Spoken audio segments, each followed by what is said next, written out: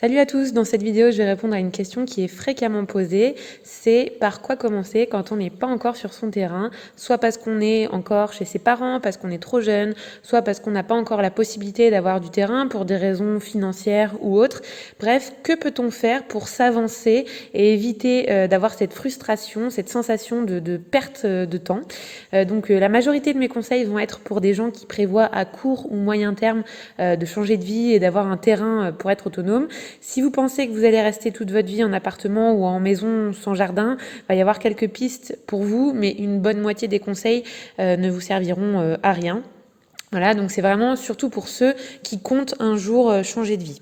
Donc s'il y a bien quelque chose à intégrer, c'est que la masse de connaissances à acquérir est absolument colossale. Donc même si vous passez 5 ans, 6 ans sans avoir accès à votre terrain pour pratiquer l'autonomie, vous aurez toujours quelque chose à apprendre qui va vous faire gagner du temps le jour J. Donc dans cette vidéo, je vais essayer de vous lister tous les domaines que vous allez pouvoir explorer depuis chez vous. Donc l'autonomie, c'est vraiment un vaste domaine qui regroupe des compétences diverses et variées qui représentent à elles seules différents corps de métier. Vous allez devoir acquérir des compétences en agriculture, en maraîchage, en botanique, en élevage, en soins vétérinaires, en cuisine, en connaissances sur la conservation, la menuiserie, l'électricité, la médecine, bref, la liste est non exhaustive. Mais pour faire simple, vous avez vraiment de quoi vous occuper. Notre génération a perdu énormément de savoir. On est un peu comme des petits oiseaux auxquels on apporte directement dans le bec la nourriture. Donc il y a tout un savoir-faire qui, avant, se transmettait de génération en génération, qui s'est pratiquement complètement éteint depuis que tout nous arrive tout cuit dans nos magasins. Donc vous allez devoir tout réapprendre et malheureusement, si vous n'avez pas d'anciens autour de vous, vous allez devoir le réapprendre seul. Et c'est là qu'est la difficulté. Si avant les choses se transmettaient naturellement depuis la plus tendre enfance, vous allez devoir réapprendre toutes les techniques low-tech du passé que l'industrialisation nous a fait oublier. Donc on va devoir faire des erreurs et perdre du temps par rapport à si on nous l'avait transmis directement en nous le montrant, voilà, en faisant vraiment de la pratique avec les anciens, etc. Donc on va devoir mettre beaucoup de temps à apprendre tout ça. Donc on va commencer par le premier point qui est pour moi la base de la base, c'est la nourriture. L'idéal étant de savoir déjà où vous allez vous installer afin de pouvoir connaître le climat et faire déjà la liste de tout ce que vous allez pouvoir planter. Cherchez les variétés, les espèces en fonction de ce que vous mangez déjà, ce qui vous plaît, les besoins de votre corps, le climat, la température, l'humidité, le type de sol, etc. Vous pouvez déjà noter dans un carnet les quantités que vous mangez chaque jour pour vous rendre compte sur une année ce que ça représente afin de connaître vos besoins. Je vous rassure sur ce point, j'ai toujours des problèmes pour évaluer mes besoins et je me retrouve toujours à manquer de ci ou de ça parce que j'ai pas prévu assez pour l'année entière, parce qu'il y a eu un souci de récolte, etc. Donc ce point, il n'est pas à négliger, il est très important et même quand vous pratiquez depuis quelques années, vous arrivez encore à avoir des problèmes. Donc, lisez des livres sur le jardinage, la permaculture, la forêt-jardin, le maraîchage sur sol vivant, afin d'avoir des notions de comment planter, comment organiser les plantes entre elles, celles qui s'aident, celles qui ne s'aiment pas. Apprenez les besoins des plantes, les maladies, les animaux néfastes aux cultures, ainsi que les auxiliaires qui vont au contraire vous aider et lutter contre ceux qui sont trop nombreux et préjudiciables pour vos récoltes. Le volet sur produire sa nourriture, c'est le plus long et complexe, surtout si vous voulez une nourriture diverse et variée qui vous fait plaisir et pas une nourriture rudimentaire et monotone.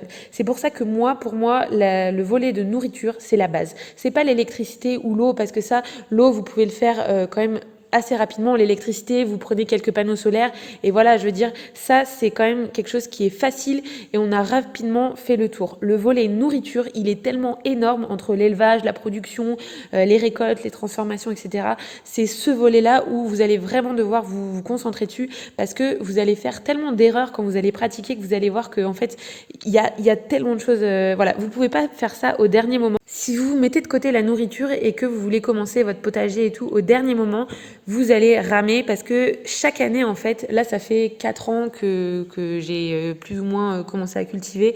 Chaque année, il y a des trucs différents, il y a des ravageurs différents, donc vous avez d'autres compétences à acquérir, etc. Et je pense que là, vu que sur 4 ans, il y a toujours des nouveaux trucs, même dans l'élevage, hein, c'est pareil, chaque année, on a des nouvelles maladies, des nouveaux trucs.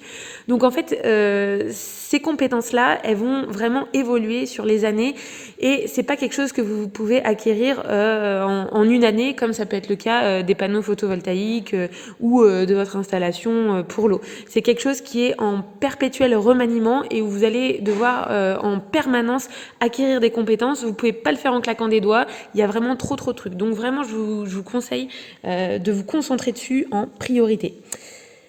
Alors ensuite, les connaissances en botanique, elles sont indispensables pour identifier les plantes sauvages comestibles, les champignons que vous allez pouvoir manger. Voilà, donc la cueillette, nous, c'est une partie importante de notre alimentation. Les cèpes, les girolles, les laccaires améthystes, les coulmelles, les châtaignes, les noix, les noisettes, le sureau, mûres, pissenlits, orties. Bref, les plantes sauvages utiles, elles sont vraiment nombreuses. Et c'est quelque chose qui va pas être chronophage au niveau de l'entretien, etc. Puisque vous allez directement le cueillir, ça pousse tout seul, ça ne demande pas d'investissement, juste de la cueillette. Donc savoir les reconnaître et savoir les cueillir et les utiliser.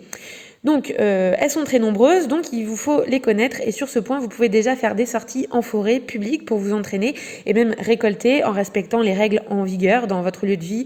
Il y a certaines forêts où c'est interdit de récolter, d'autres vous pouvez des quantités pour une personne, pour un foyer, etc. Donc renseignez-vous sur les règles chez vous. De même, il vous faudra vous renseigner sur l'élevage, qui me paraît indispensable en autonomie, et même si vous faites le choix d'être végétarien, parce que les animaux, ils sont très utiles, par exemple pour entretenir une parcelle enherbée en limitant l'utilisation d'engins modernes, de tondeuses, tracteurs et donc d'essence, qui est une ressource non renouvelable. Donc pour tout ça, vous allez avoir besoin des animaux de pâturage. Les prairies, c'est très utile pour la biodiversité. Certaines espèces de plantes et d'insectes, elles sont inféodées aux prairies. Donc les prairies restent nécessaires. Si elles disparaissent, toutes ces espèces végétales et animales vont disparaître aussi. Et c'est l'élevage qui permet de les entretenir, sinon toutes ces parcelles enherbées vont tendre à se transformer en forêt.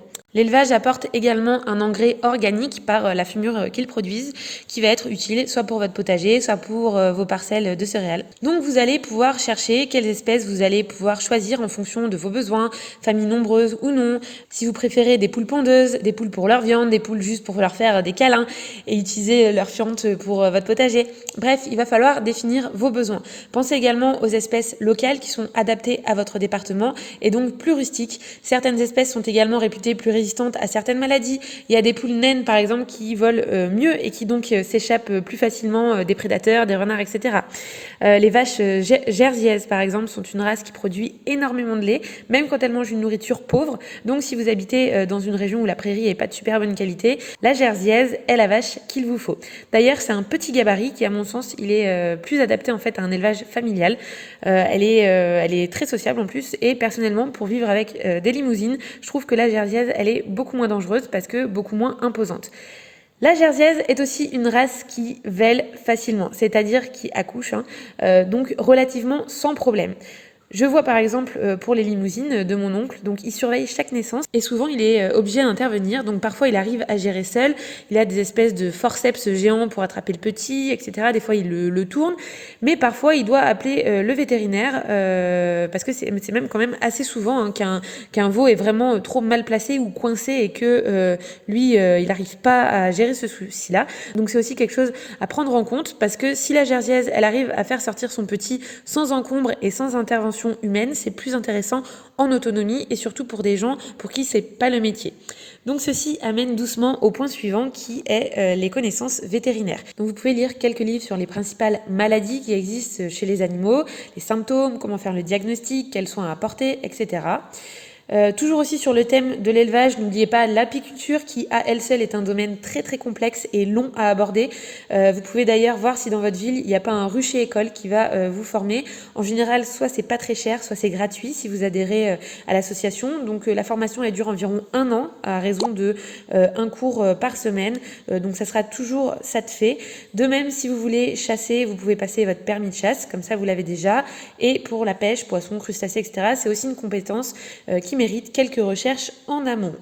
Si vous comptez aussi avoir un chien pour vous aider, garder la maison, garder vos bêtes ou plein d'autres choses, il vous faudra aussi apprendre le langage canin pour l'éduquer correctement. D'ailleurs, il faudra que je vous fasse une vidéo sur ce sujet parce que c'est aussi très intéressant. Votre chien, il peut vous aider à plein de choses. Moi, elle retrouve et m'aide à attraper les animaux qui s'enfuient. Elle attrape les souris comme un chat le ferait. Et c'est un excellent chien de garde. Elle m'accompagne partout quand je pars en forêt. Ça me donne une sensation de sécurité, de réconfort, etc. Bref, si vous voulez que votre chien soit le plus polyvalent possible, il faut apprendre à lui apprendre. Donc maintenant que vous en savez plus sur comment produire ou récolter votre nourriture, il va falloir apprendre à la transformer et conserver tout ça. Donc ce volet de l'autonomie, il est intéressant parce que vous allez pouvoir d'ores et déjà le pratiquer chez vous avec des produits du commerce ou bien des récoltes sauvages. Et si la théorie est importante, la pratique l'est aussi parce que vous allez vous rendre compte qu'il y a des choses que vous n'avez pas saisies correctement. Il y a toujours un truc qui ne va pas avec la recette qui est donnée ou la façon de faire. Vous allez voir, vous allez faire plein d'erreurs. Donc vos erreurs vont soulever d'autres points que la théorie ne vous avait pas mis en lumière et cela va vous pousser à faire d'autres recherches auxquelles vous n'aurez pas pensé. Bref, c'est en pratiquant que vous allez vraiment acquérir des compétences solides. Apprenez à faire vos bocaux, le séchage, la salaison, la conservation dans le sable, dans la cendre, par le froid, la déshydratation, les confitures et les sirops, savoir dépouiller un animal, connaître l'anatomie pour couper les morceaux, enlever le fiel et aussi réfléchir à quels outils vous allez avoir besoin pour faire tout ça. Bref, là encore, vous allez avoir du pain sur la planche. D'ailleurs, en parlant de pain, là aussi, le pain, faire du pain, c'est aussi une compétence qui s'acquiert pas en 2 secondes et vous allez avoir besoin de nombreux essais pour réussir à faire quelque chose de correct. Les recettes de cuisine, elles sont également importantes. Trouver des alternatives à la plupart des produits qu'on utilise quand on n'est pas autonome, c'est pas une mince affaire. Il va falloir que vous réfléchissiez à comment remplacer toute une ribambelle de produits. Comme par exemple la levure de boulanger que vous allez remplacer par le levain. Pour faire simple, à chaque fois que vous faites une recette, demandez-vous si tous les ingrédients peuvent être produits par vous-même et sinon par quoi les remplacer. J'ai adapté des dizaines et des dizaines de recettes pour les faire correspondre à ma production maison. J'ai remplacé par exemple le sucre par le miel dans pas mal de recettes. J'ai remplacé les épices exotiques par un certain nombre de plantes que je pouvais produire. Par exemple, le curry est remplacé par l'hélicryse, le gingembre par le gingembre myoga. J'ai remplacé les toppings chimiques type vermicelle multicolore, billes multicolore par les graines de pavot. Bref, il y a plein de petits détails à penser qui paraissent ridicules, mais mis bout à bout, ça fait un paquet de choses à changer. Voilà, donc comme j'ai déjà dit, dans notre génération, on a un tel train de retard sur toutes ces connaissances que cet apprentissage, on peut le dire, est quasiment l'affaire d'une vie entière. J'espère que nous ne ferons pas les mêmes erreurs que ceux du passé et que nous nous attellerons tous à transmettre ces connaissances à nos descendants, à vos voisins, etc. Et voilà, donc il va falloir aussi penser à comment vous allez faire pour rendre votre eau potable, les solutions qui existent pour trouver votre eau, et cela vous aidera aussi pour établir les critères de recherche de votre futur lieu d'habitation, une source sur le terrain, un ruisseau, l'accès à une rivière, un étang, ou bien si aucune source d'eau visible, se concentrer sur la récupération d'eau de pluie ou créer un forage, etc. De même, comment vous allez vous chauffer? Est-ce que vous savez couper du bois? Comment on fait? Mais il faut attendre au moins minimum 1 année que le bois sèche. Donc ça, c'est plein de choses à penser. Est-ce que vous allez utiliser de l'électricité? Et si oui, comment vous allez la produire? Comment vous allez traiter votre eau qui est souillée? La phytoépuration? Quelles plantes vous allez utiliser, etc. Les toilettes sèches? Encore de quoi faire si vous vous ennuyez, quoi. Donc vous pouvez également apprendre quelques bases en médecine, comment se soigner avec les plantes, reconnaître également les choses toxiques qui va en quelque sorte protéger votre santé, les bonnes pratiques pour ne pas tomber malade lors de la conservation de vos aliments, etc. Chaque domaine va se rejoindre en fait à un moment ou à un autre. Donc quand vous apprenez la botanique, c'est aussi en médecine que vous progressez. Il existe plein de livres sur les propriétés des plantes, des sortes de dictionnaires qui vous donnent toutes les qualités de chaque plante. Donc ça, vous pouvez aussi les trouver en bibliothèque. L'hygiène aussi, c'est un volet qui est important. Avec quoi vous allez laver vos cheveux, le corps? Si vous êtes une femme, est-ce que vous allez compter vous maquiller? Et si oui, avec quoi? Comment vous allez teindre vos cheveux? Avec des plantes du jardin, de la garance, de la broue de noix? Est-ce que vous savez fabriquer votre savon, fabriquer votre dentifrice? Et tout ceci, vous le verrez, va doucement rejoindre le minimalisme et le zéro déchet. J'ai troqué beaucoup d'objets d'hygiène quotidien en choses réutilisables et j'en ai supprimé d'autres totalement parce que je les ai jugés inutiles. Par exemple, j'ai remplacé les cotons-tiges par des auriculis. Ils me dureront toute ma vie, j'aurai plus jamais besoin d'en racheter.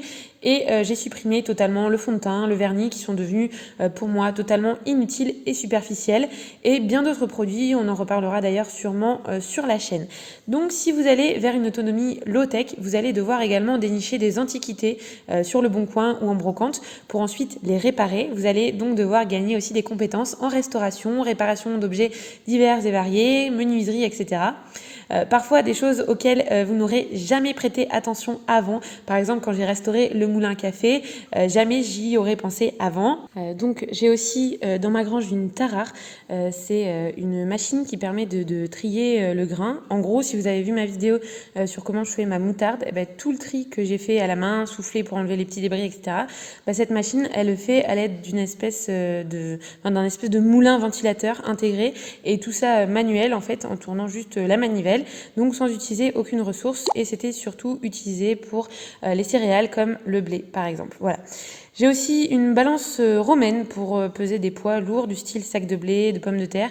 Tout ça, c'est des objets anciens qui fonctionnent sans énergie non renouvelable, et leur restauration est quand même plus à la portée des gens lambda que réparer les appareils de technologie évolués qu'on retrouve actuellement. J'ai sûrement oublié plein de choses, je vous invite à en proposer en commentaire afin de donner des idées à tout le monde.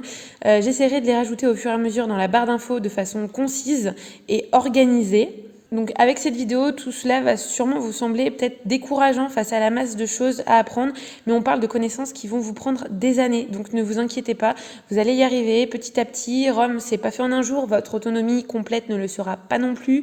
Lire, regarder des vidéos, ça va vraiment vous permettre au moins de savoir à quoi vous attendre. Il y a des choses que vous retiendrez facilement, il y en a d'autres que vous retiendrez moins bien, mais quand vous allez en fait vous lancer réellement, tout cela va vraiment revenir à vous et vous donner les clés pour résoudre vos problèmes, pour avancer. Il faut bien comprendre qu'une fois que vous allez pratiquer, tout va rentrer naturellement. Il y a un monde en fait entre la théorie et la pratique. La théorie est importante, la pratique aussi, elle est capitale. Par exemple, si vous avez une poule malade, vous allez chercher sur internet ou dans des livres tout ce que vous pouvez trouver en rapport avec ces symptômes. Vous allez trouver des pistes, vous allez essayer de la soigner, et une fois que ce processus il sera fait, vous allez forcément vous en souvenir. Donc ça sera de l'acquis bien plus facilement que le simple fait de lire dans un bouquin. Donc si vous retenez pas tout directement, c'est pas grave. Quand vous serez devant le fait accompli, quand vous serez sur votre terrain, que vous allez être obligé en fait d'avoir ces connaissances-là, et que vous allez commencer à devenir autonome, tous les problèmes auxquels vous allez être confrontés, ils vont vous faire progresser. Et c'est comme ça que vous retiendrez le mieux. Donc vous inquiétez pas, tout va prendre son temps en fait. Surtout, ouvrez les yeux autour de vous pour la botanique. Même quand je vais à Saint-Denis, si vous regardez la pelouse en bas des immeubles, vous avez plein de plantes à identifier pour vous entraîner. Il y a les parcs aussi, il y a des conservatoires de plantes, le jardin des plantes, etc. Donc il y a vraiment plein de choses que vous pouvez déjà faire, même si vous n'avez pas votre potager, votre forêt ou votre maison. Donc le maître mot de l'autonomie, je pense que c'est la polyvalence. Donc peu importe le temps qui vous sépare de l'acquisition de votre base autonome durable, vous allez toujours avoir des choses à faire, des compétences à acquérir.